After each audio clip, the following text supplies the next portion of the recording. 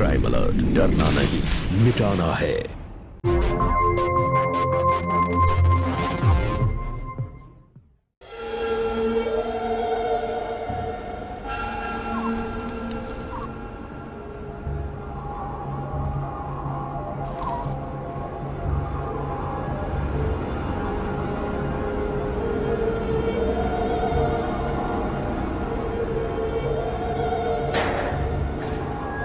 आदिल साहब, आपने मुझे यहाँ बुलाया और खुद आने में इतनी देर कर दी।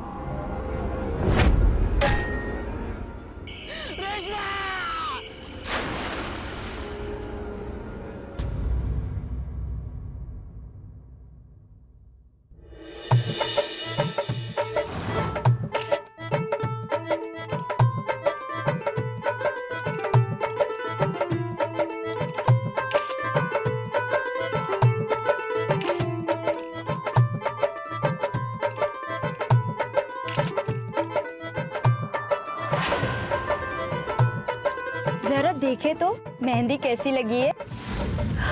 अरे वाह, अपनी शादी में ना मैं आपको बुलाऊंगी। हाँ जी जरूर। मैडम, फोटोग्राफी का कॉन्ट्रैक्ट हमें दीजिएगा। जी जरूर। स्माइल।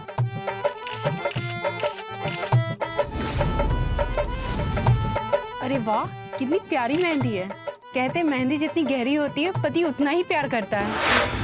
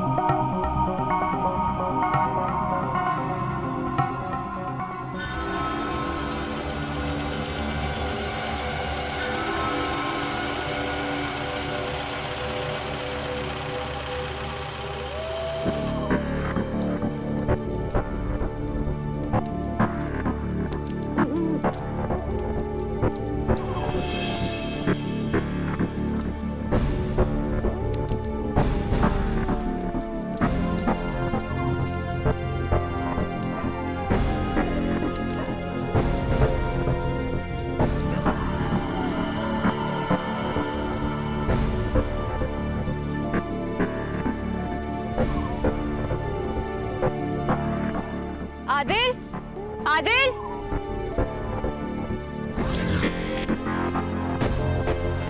आदिल, कहाँ हो तुम?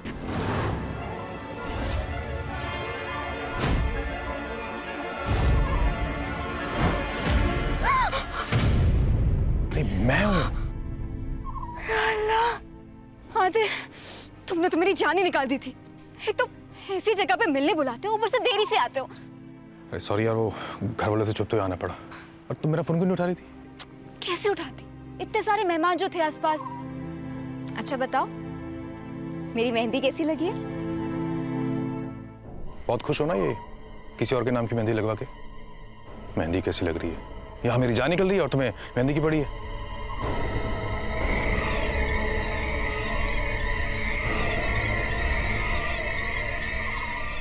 आदिल, अब सिर्फ एक दिन बचा है मेरे निकाह में। मैंने लाख मिन्नतें करी अम्मी अब्बू से, वो मानते ही नहीं। क्या करूं? आदिल, अगर उन्हें मानना होता तो अब तक मान चुके होते ना।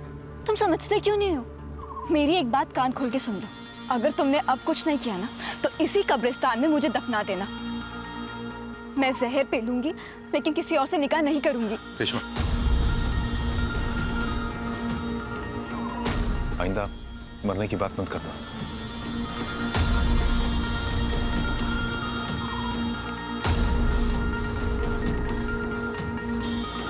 कुछ करते हैं इसका।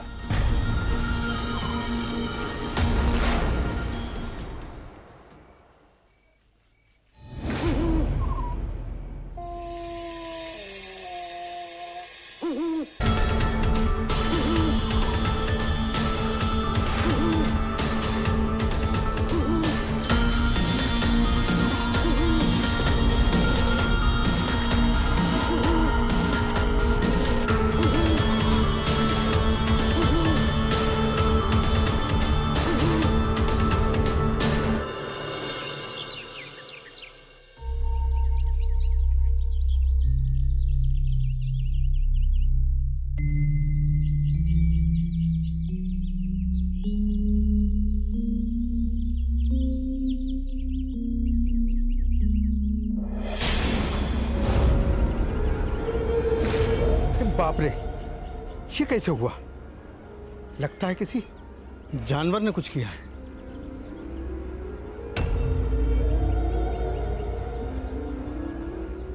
लाश यहाँ पड़ी, इस लाश को जल्दी से दफना देता हूँ, नहीं तो पूरा बवाल मच जाएगा।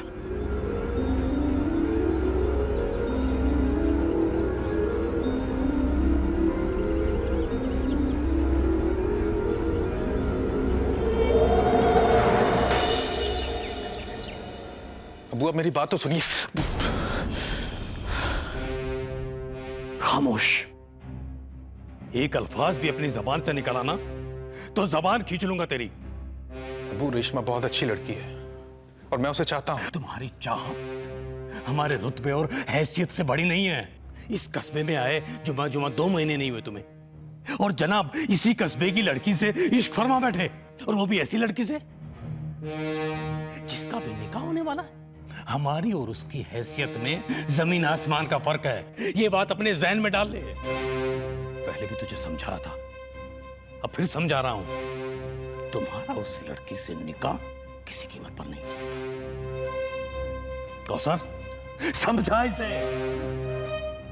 अरे तू बात को क्यों नहीं समझता है?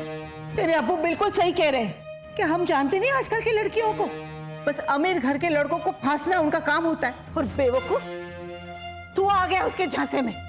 अम्मी आप कुछ भी बोले जा रही हैं। देखिए अब्बू,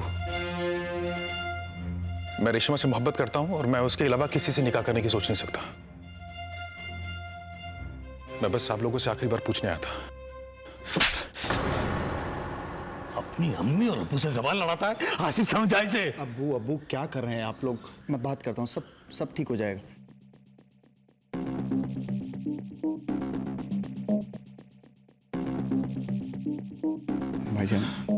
भाईजान ये क्या बचपना है? आपको तो कोई भी लड़की मिल सकती है, फिर ये रेशमा ही क्यों? फिर कम से कम खानदान की इज्जत के बारे में तो सोचिए। देख आसिफ, तुझे मेरी मदद नहीं करनी, ठीक है, कोई बात नहीं। तू ना मुझे ये जिंदगी के फलसफे मत दे। तू बनना उनका अच्छा बेटा, जा, लेकिन मुझे मेरी जिंदगी में क्या करना वो मुझे करने दे। भाईजान मैं तो आपसे सिर्फ इतना कहना चाह रहा था कि भाईजान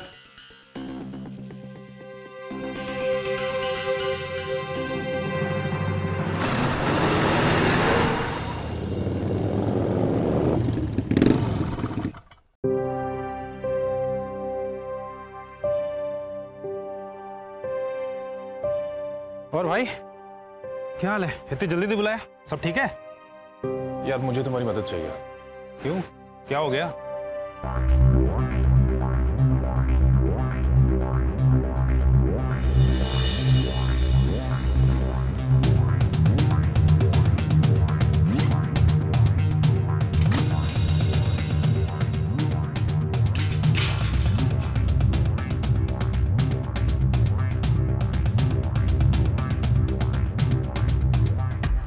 गए? यहीं पे तो आने को बोला था मुझे।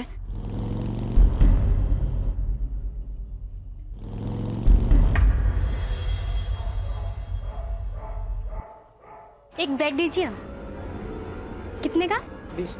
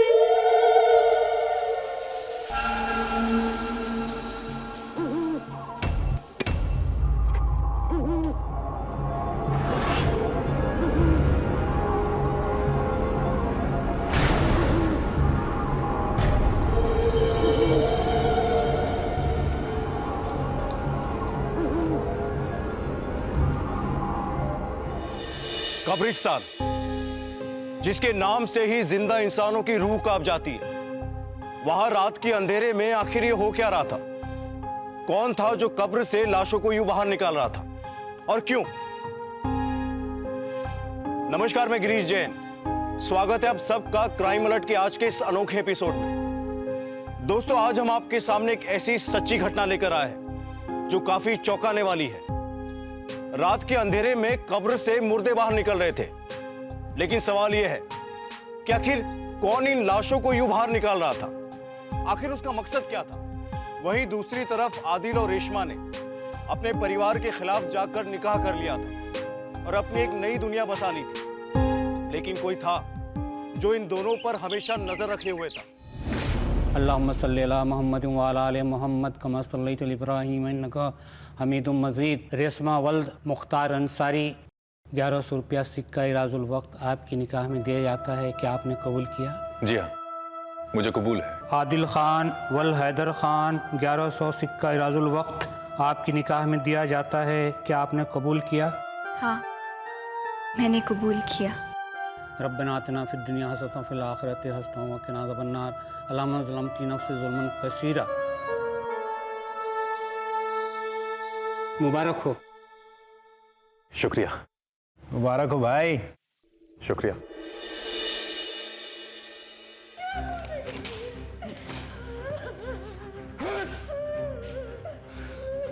मुंह काला करके रख दिया। देखो, अब ये रोने धोने से कोई फायदा नहीं। जो होना था वो हो गया। ये गरीब आदमी के पास ले देकर एक इज्जत होती है, वो भी आज खाक में मिल गई। तुम्हारी लाडली भाग गई अपनी नई दुनिया बसाने के लिए। कहीं का नहीं छोड़ा। अरे सारे खानदान की इज्जत मिट्टी में मिला दी तुम्हारे साहबजादे ने। इश्क का उसका भूत ना तो तुम उतार पाई और ना ये उतार पाया। अब बताओ कहाँ जाएं हम? अरे हमारी तो किस्मत फूट गई जो हम इस शहर में चले आए। अरे अम्मी अब्बू, आप लोग इत्मीनान रखिए ना। मैं भाईजान को समझाऊंगा, उन्हें वापस लेकर आऊंगा। और अब्बू प्लीज आप बिल्कुल गुस्सा मत कीजिए। आपको पता है ना आपकी तबीयत खराब हो जाती है। अरे तबीयत तो उसने पहले ही खराब कर दी। कहीं का नहीं छोड़ा उसने मुराद ने हमें। वो आदिल है जिसे हमारी बिल्कुल ही फिक्र नहीं है, और एक हमारा आसिफ है, इसे कितनी फिक्र हो रही है हमारी। देखो अम्मी अम्मी अम्मी, आप कैसी बातें कर रही हैं? आप प्लीज भाईजान के बारे में ऐसी बातें मत कीजिए। मैंने बोला ना मैं जाऊंगा, लेके आऊंगा उन्हें। आप कुछ मत बोलिए प्लीज, बैठिए यहाँ आराम से।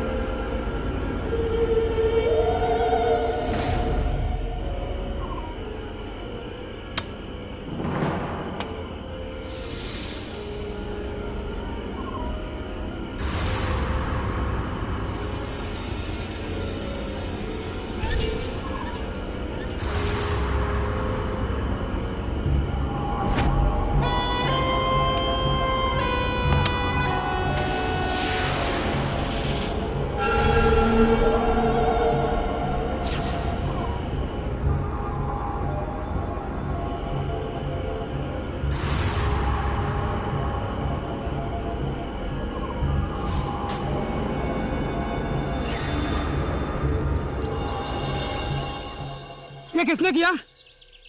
कल शाम को मैयत को दफना कर गए थे और आज मैयत कब्र के बाहर है और तुम कह रहे हो तुम्हें कुछ नहीं मालूम? भाईजान, इसमें मेरी कोई गलती नहीं है। तो किसकी गलती है? गलती उस काले साये की है।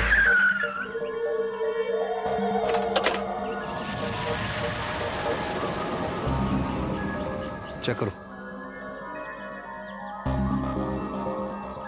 साहब, कल मेरी बहन का इंतकाल हो गया साहब। कल हम शाम को कब्रिस्तान आए थे और दफना कर चले गए थे और सुबह जब हमारे रिश्तेदार कब्र पे फूल चढ़ाने आए तो मैयत सर कब्र से बाहर थी।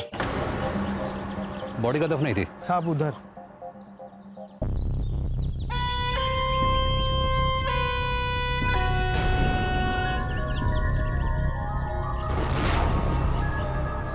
ये पहली बार हुआ है या इससे पहले भी हुआ है? साहब, पहले एक दो बार ऐसा हुआ था तो मैंने सोचा किसी जानवर ने किया था, लेकिन साहब कल रात मैंने किसी को देखा। मैंने पीछा किया तो वो काला साया था। सर, मैंने बॉडी चेक किया और मुझे लगता है कि बॉडी के साथ किसी ने रेप किया है। इधर आओ। यहाँ पर जो इससे पहले बॉडीज मिली थी वो भी क्या लड़कियों की थी? हाँ साहब, जितनी भी मैयतें मिली वो सब लड़कियों की थीं।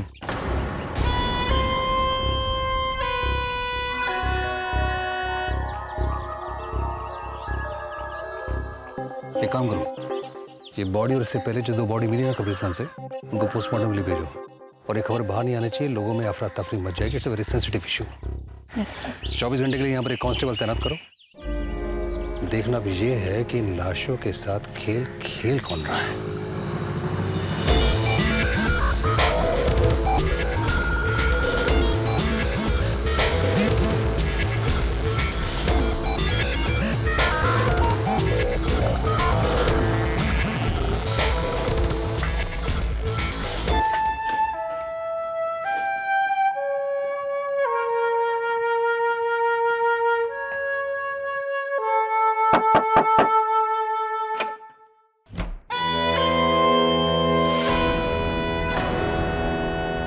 आसिफ। सलाम वालेकुम भाईजान। वालेकुम सलाम। आपने तो मैं बताया नहीं, पर हमने आपको ढूंढ ही निकाला। कैसे हैं आप? एकदम अच्छा हूँ। रेशमा, देखो कौन आया है। बैठो बैठो बैठो। वैसे एक बात बोले भाईजान? बोलो। भाभी के हाथ का खाना खा खा करना आप और भी तगड़े हो गए। तुम्हारा भी निकाह पड़वाते जल्दी। अरे क्या भाईजान। रेशमा। भाईजान, एक खुशखबरी है। क्या खुशखबरी? भाईजान, हमने अम्मी अबू को दोनों को मना लिया है। अब आप भी अपनी नाराजगी छोड़िए और हमारे साथ वापस आ जाइए। वो लोग खुद चाहते हैं कि हम सब साथ मिलकर रहें। ये तो बहुत अच्छी खबर है आसिफ, बहुत बहुत शुक्रिया। कैसी बात कर रहे हैं भाईजान? अस्सलाम वालेकुम भाईजान।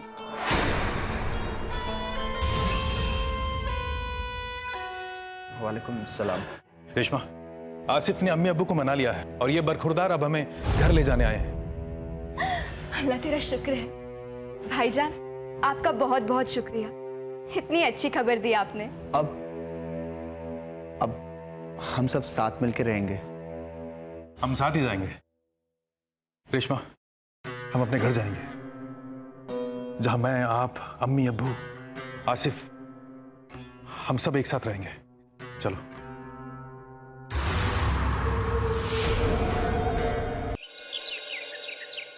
लड़की की डेड बॉडी चेक करने के बाद पता चला है कि there is evidence of semen in the dead body.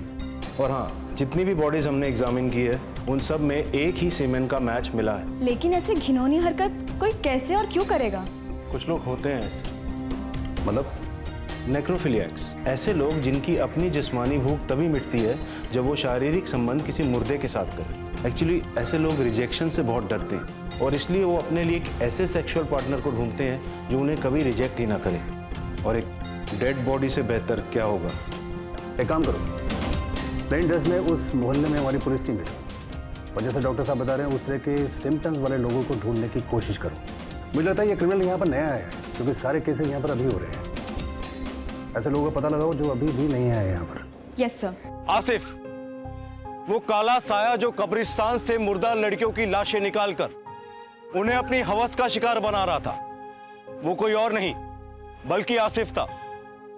दुनिया की नजरों में एक शरीफ और होनहार लड़का रात के अंधेरे में एक शैतान बन जाता था।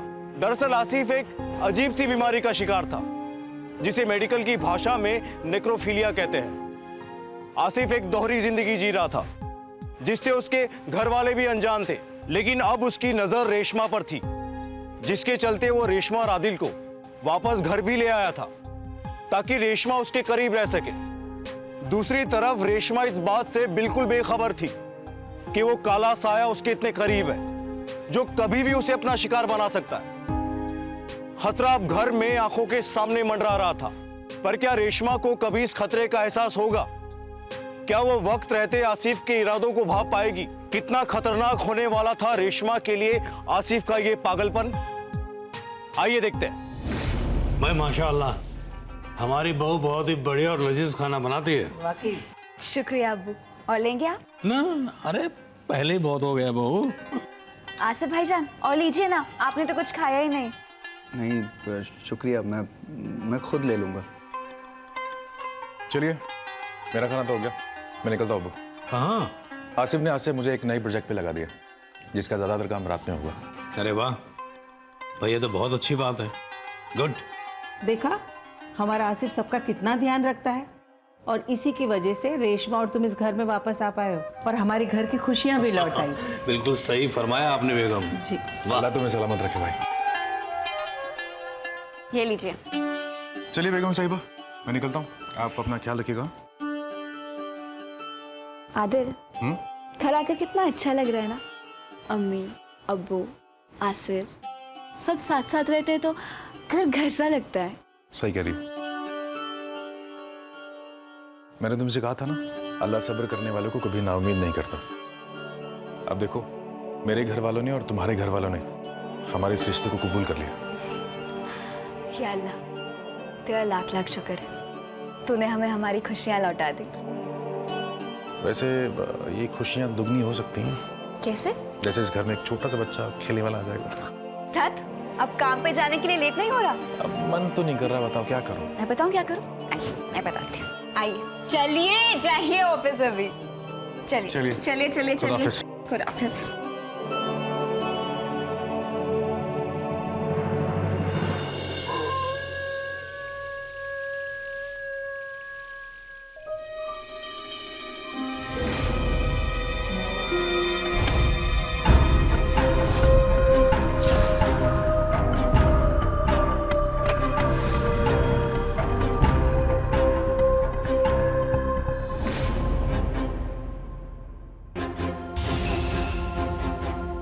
सोते हुए कितनी खूबसूरत लगती है, बिल्कुल एक खामोश गुड़िया की तरह।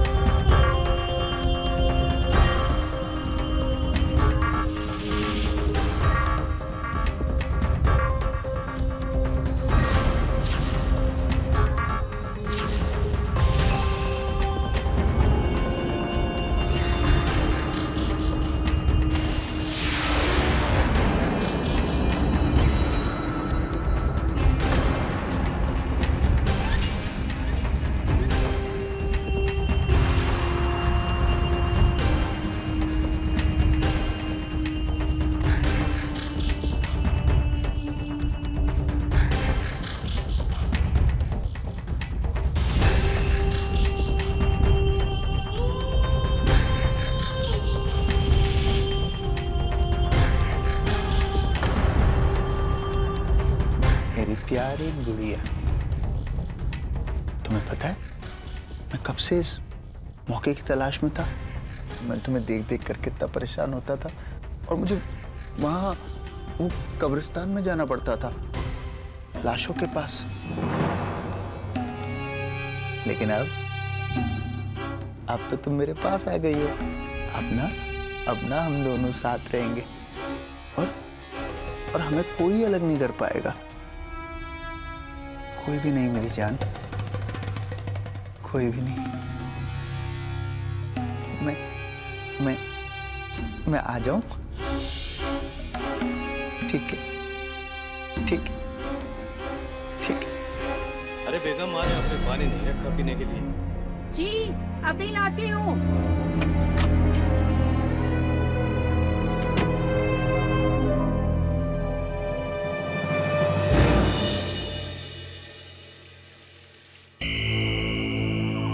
साहब, आप लोग 3 दिन से पहरा दे रहे हैं, लेकिन अभी तक वो काला साया आया हुआ नहीं। लेकिन पता नहीं क्यों मुझे ऐसा लग रहा है कि आज वो जरूर आएगा।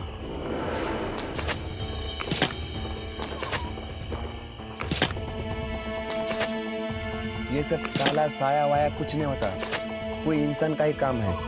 अब चुपचाप बैठो और हमारा दिमाग खराब मत करो।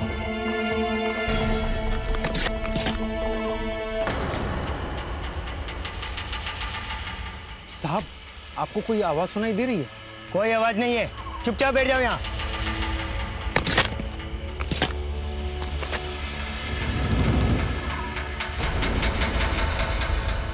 साहब, उधर कोई है, देखिए। आई। कौन है वहां?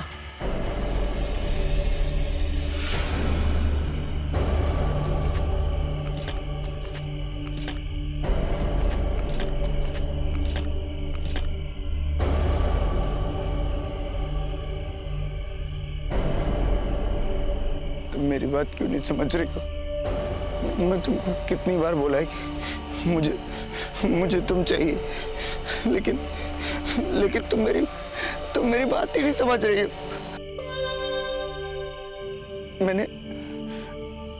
मैंने कितनी बार तुम्हें बोलने की कोशिश करी कि मैं तुमसे प्यार करता हूं, पर तुम समझती नहीं हो मेरी बात।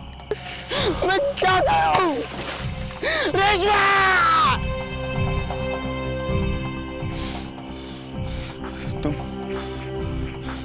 तुम सिर्फ मेरी हो,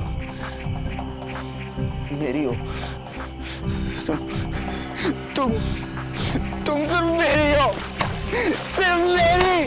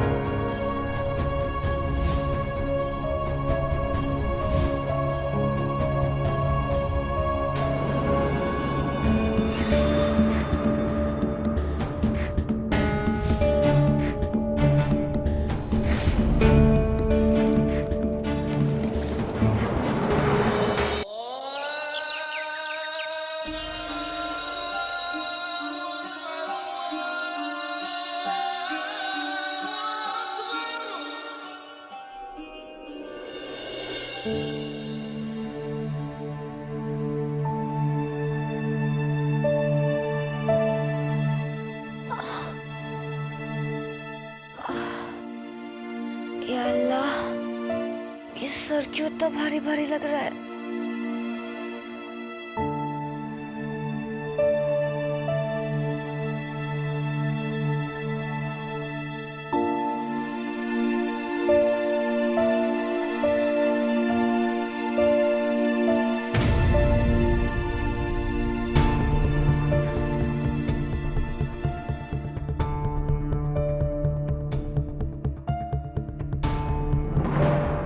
मैंने रात में सोने से पहले तो कोई लिपस्टिक नहीं लगाई थी, तो फिर ये कैसे? अरे बहू, तेरे अब्बू आते ही होंगे अभी, जल्दी से चाय बना लो। हाँ अम्मी, आई मैं।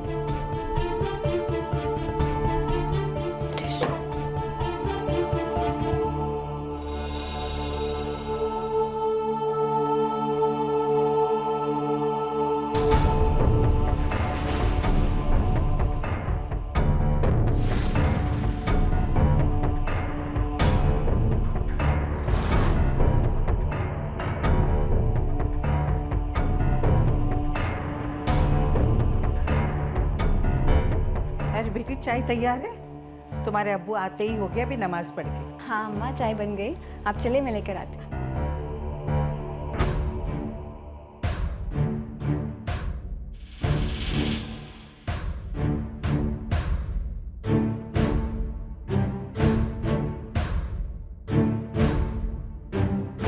भाईजान, आप क्या हुआ? कुछ कहना था? नहीं, कुछ नहीं।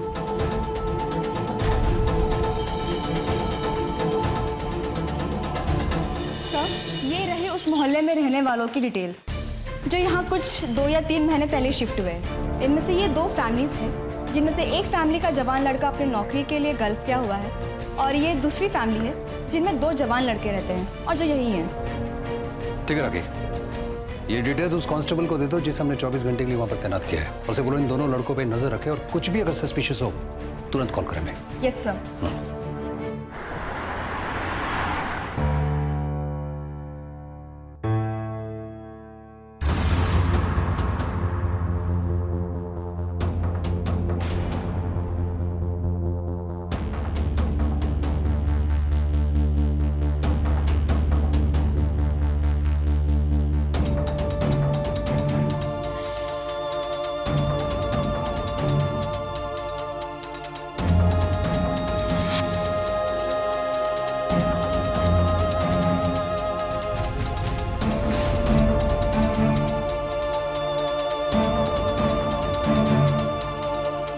कैसे बेहाई से गैर मर्दों के साथ बात कर रही है।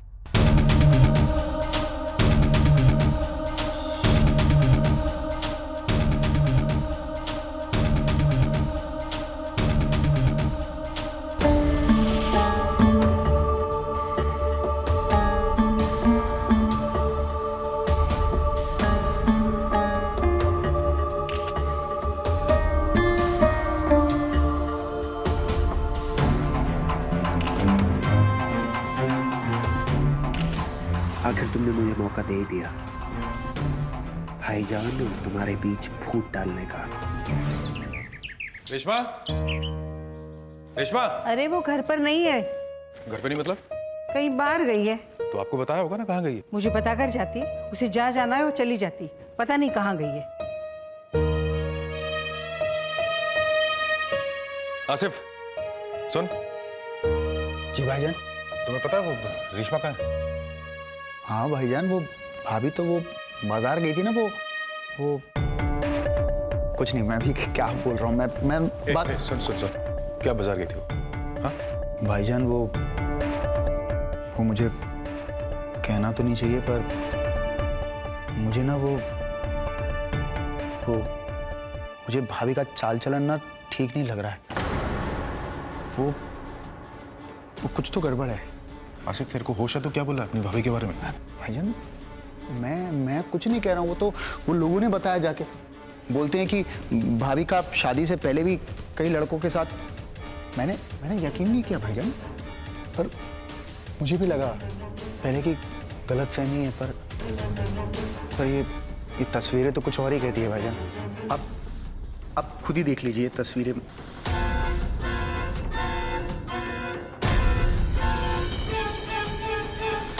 ये देखिए किस तरीके से अपनी चुन्नी नीचे कर दी और पराये मर्दों के साथ इस तरीके से ऐसे हंस कर बातें कर रही है।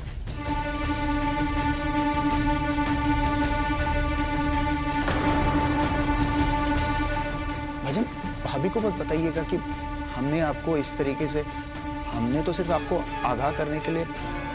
भाईजान, भाईजान, भाईजान, भाईजान।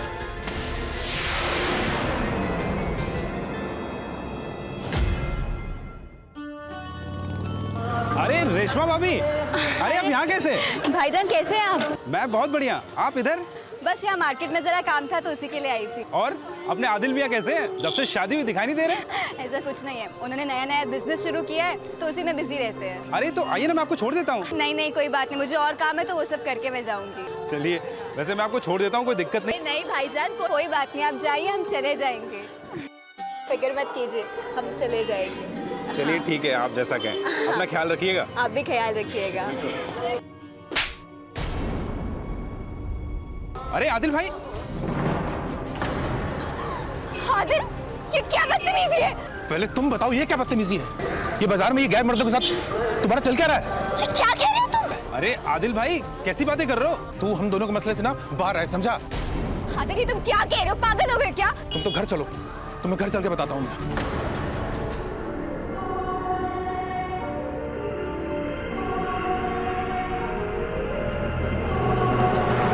छोड़ो मेरा हाथ, छोड़ो। तमाशा बना रखा है तुमने। छोड़ो मुझे। अरे ये क्या हरकत है? तुम ऐसे मुझे सरेआम जलील नहीं कर सकते। हिम्मत कैसे है तुम्हारी ये सब करने की? वाह, अब मेरी हिम्मत की बात हो रही है और तुम्हारी हिम्मत? सारे आम बाजार में गैर मर्दों के साथ घूमने में तुम्हारी बड़ी हिम्मत दिखती है। बस बहुत हो गया।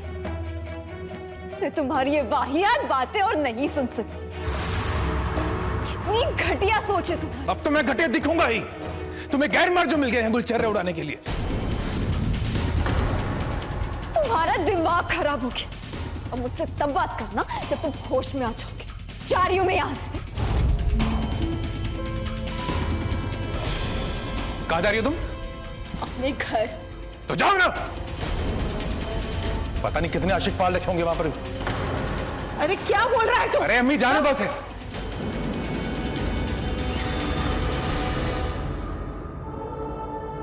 भाईजान, भाईजान मुझे लगता है कि भाभी को इस तरह से जाने नहीं देना चाहिए था।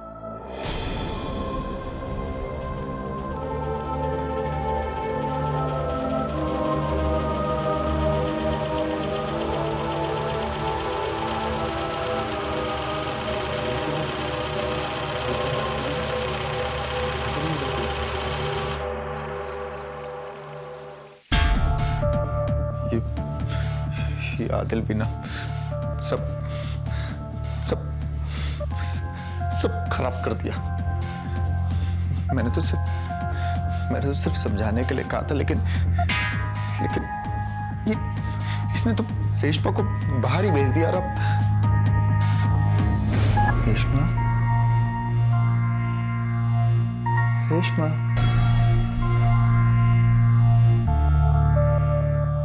रेशमा, मुझे पता है तुम यही हो, है ना? मुझे पता है कि तुम यहाँ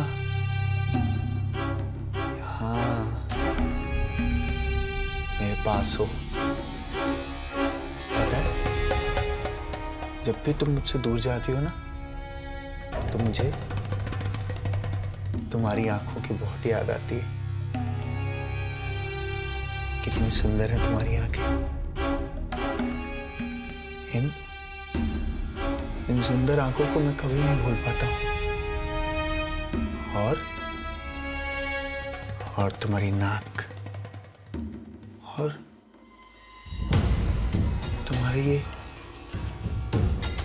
होंठ। रेशमा,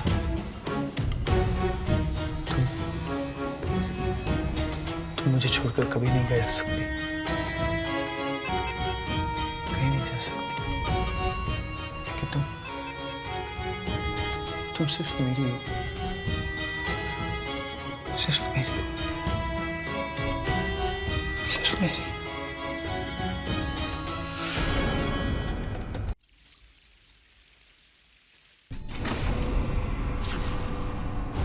आई एम सॉरी, मुझसे गलती हो गई। आई लव यू। मैं तुमसे मिलना चाहता हूँ अभी, वहीं हमारी पुरानी जगह पर जहाँ हम पहले मिला करते थे। मैं तुम्हारा इंतजार करूंगा। आई लव यू।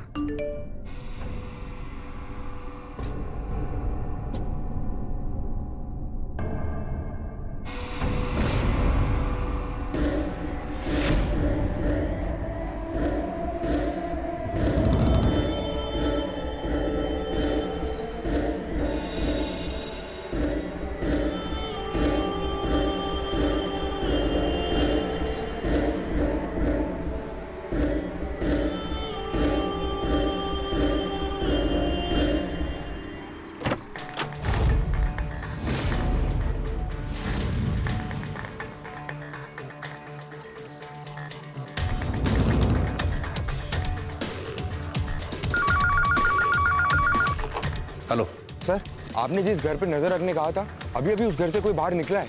तुम उसका पीछा करो और देखो वो कहाँ पे जा रहा है, और अगर कुछ भी सस्पिशियस दिखता है तो मुझे इन्फॉर्म करो, हम सब वहाँ पहुँचते हैं। Okay sir, okay.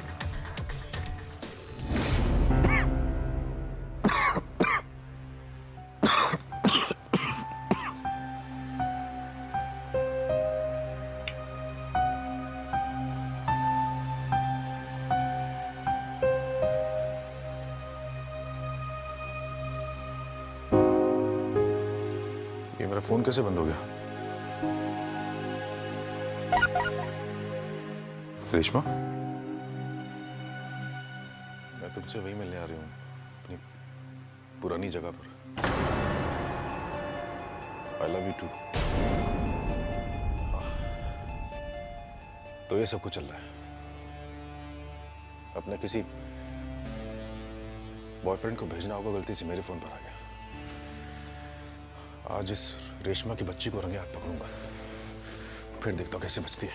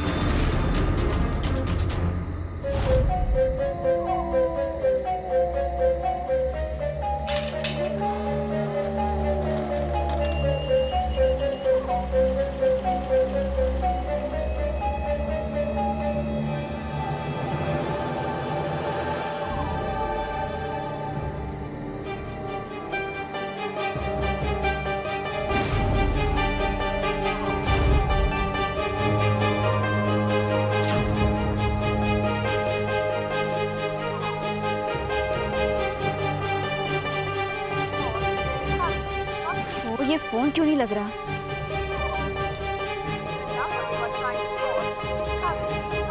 लगता है अभी तक पहुंचे नहीं आदत। कैसे आएंगे? लेट आने की आदत जो ठहरी।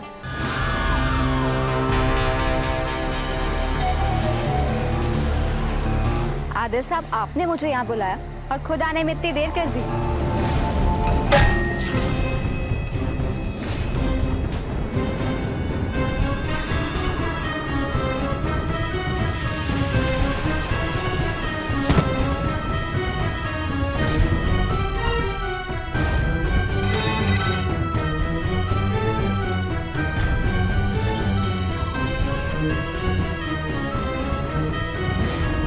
रेशमा, रेशमा,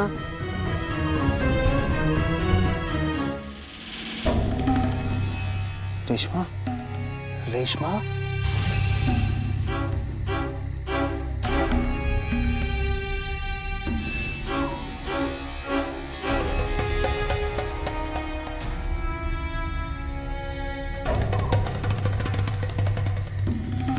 रेशमा, तुम्हें पता है अब ना हमें कोई जुदा नहीं कर सकता, क्योंकि अब तो तुम मेरे पास आ गई हो, है ना? तुम्हारे बाल, तुम्हारी आंखें और तुम्हारे होठ, अब सब मैं, ठीक है?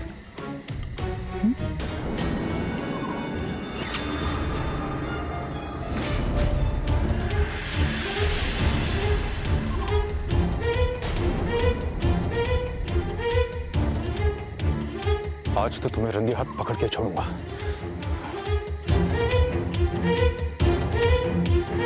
तो यहां पर गुलछरे उड़ाए जा रहे हैं।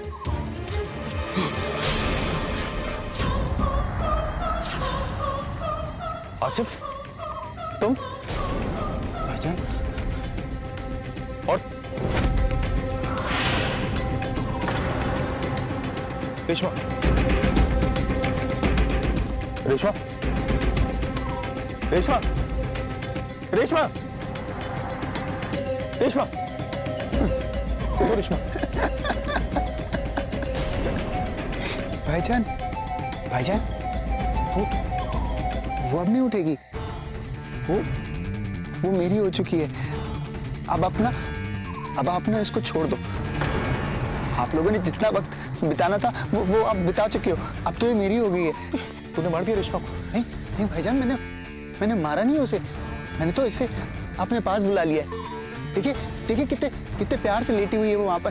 रेशमा, भाईजान, अब आसिफ तू पागल हो गया। आसिफ नहीं भाईजान, रेशमा भाईजान, वो मेरी आपने जितना वक्त उसके साथ बिताना था वो खत्म हो चुका है।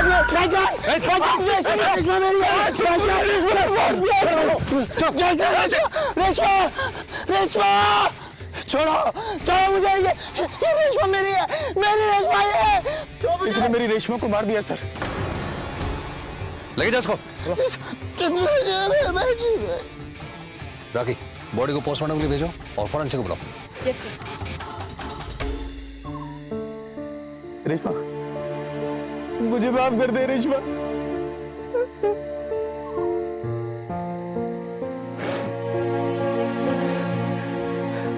मैंने तेरी बातों में यकीन नहीं किया रेशमा।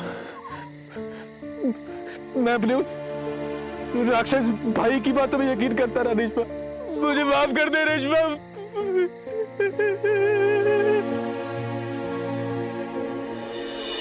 एक आदमी आसिफ की हैवानियत और दूसरे आदमी आदिल के शक की वजह से रेशमा जैसी मासूम और निर्दोष लड़की को अपनी जान से हाथ धोना पड़ा। दोस्तों, हम ये बिल्कुल नहीं कह रहे कि हमें किसी पर भरोसा नहीं करना चाहिए, लेकिन किसी पर आंख मूंद कर भरोसा करना यह गलत है। निक्रोफिलिया बीमारी से ग्रस्त आसिफ ने जो किया वो एक क्राइम था, एक ऐसा घिनौना अपराध जो माफी के लायक नहीं था। उसने अपने घिनौने इरादों को पूरा करने के लिए एक मासूम की जान ले ली। आदिल और उसका परिवार सच्चाई जानकर अब भी सकते में है। उन्हें अब भी इस बात पर यकीन नहीं हो रहा कि आसिफ जैसा शरीफ लड़का सच में एक हैवान था। दोस्तों, हम ये बिल्कुल नहीं कह रहे कि नेक्रोफिलिया बीमारी से ग्रस्त हर इंसान ऐसा होता है।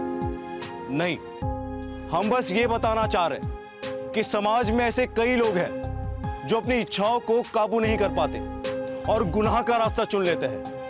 जरूरत है उनसे सतर्क रहने की। इसी के साथ मैं गिरीश जैन क्राइम अलर्ट के इस एपिसोड में आपसे विदा लेता हूं। फिर मिलूंगा ऐसे ही किसी अपराध से आपको अलर्ट कराने। तब तक बी अलर्ट, बी सेफ।